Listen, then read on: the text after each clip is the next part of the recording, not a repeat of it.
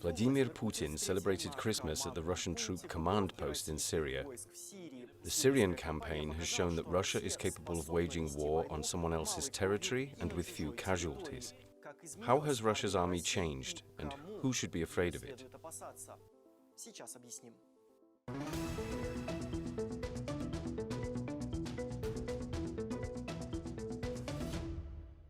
The war against Georgia in 2008 forced the Kremlin to reform its army. In the 5-day conflict, Russian troops suffered as many losses as the Georgian army, even though the Russian army was 3 times more powerful. The Kremlin drew the relevant conclusions. Defense Minister Anatoly Serdyukov began to overhaul the Russian army that same October. He reduced the number of military units 5-fold and cut the number of officers by half. Majors and colonels were the unluckiest. Only 1 in 5 was left in the ranks. Why? 80% of the units in Russia were overstretched. Sometimes they even had fewer soldiers than officers. In wartime, these units were intended to receive hundreds of thousands of reservists and arm them to form a multi-million-dollar army for a war with NATO. They were incapable of instant battle readiness and could not muster soldiers quickly for a local conflict. Therefore, they were replaced by units on permanent combat readiness. Military salaries doubled or even tripled. Today, Russian officers' salaries are approximately twice that of their counterparts in neighboring countries and can be doubled by a range of bonuses for length of service, working with classified intelligence, participation in armed conflicts, etc. The reforms have also improved the lives of conscripts. Hot water and shower units, washing machines and vacuum cleaners appeared in barracks, and millet and pasta were replaced by buffets in the army canteens. The army phased out its ancient underwear, undercollars and foot wraps. Artificial leather boots and pea coats were replaced by modern uniforms. Better training and living conditions, plus the reduction from 2 to 1 year's service, helped prevent hazing, the scourge of the Russian army. 6 times less soldiers were convicted for related activities over the past decade. Rearmament was also part of the reforms. According to a government-approved program from 2011, 70% of armaments were to be replaced with new ones by the end of the decade. Funds were used to renew the naval fleet, air force, air defense and ground forces.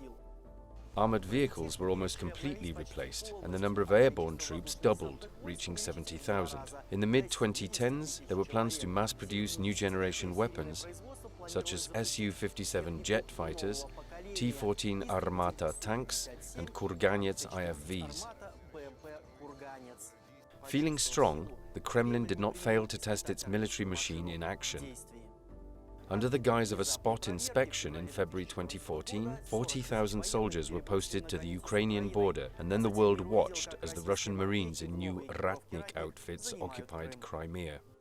The wars in Donbass and Syria have demonstrated the Kremlin's new tactics. On the ground, bloody battles are assigned to local militants, while special forces and mercenaries are given professional tasks. Misinformation and cyber attacks wreak havoc in enemy territory, undermining international support. The Russian army's weapons and tactics have changed, as has its deployment, which has shifted towards the west.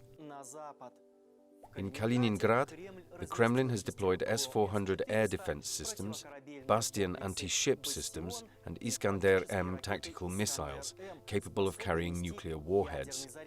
After 2014, Russian troops appeared on the borders of both Ukraine and Belarus. The Kremlin stationed a tank regiment in the city of Yelnya. 2 motorized rifle regiments were deployed near the town of Klintsy. An entire motorized rifle division of 7,000 troops was created in Rostov-on-Don. After Russia's annexation, Crimea became a real fortress. The number of troops was doubled, reaching 30,000, and S-400 systems, anti-ship missiles, and an attack squadron were based on the peninsula.